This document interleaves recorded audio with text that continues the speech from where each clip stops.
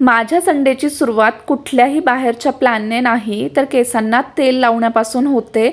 I think भरपूर जणी माझ्याशी रिलेटसुद्धा करत असतील. संडे आला की केसांना ऑइल लावणं, चेहऱ्याचं क्लीनअप करणं ह्यामध्येच अर्धा संडे कधी निघून जातो ना हेच कळत नाही. आणि आज मला करायचं होतं होममेड असं क्लीनअप चेहऱ्याचं.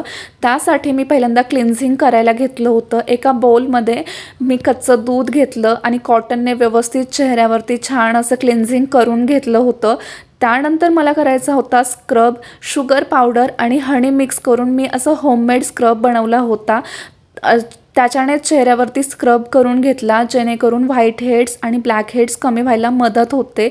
मग मला बनवायचा होता छान असा फेस पॅक. त्यासाठी बेसन पीठ, हळद, दही आणि दूध हे सगळे इन्ग्रेडियंट्स व्यवस्थित असे मिक्स करून घेतले आणि त्यानंतर मस्त असा छान पॅक बनवला.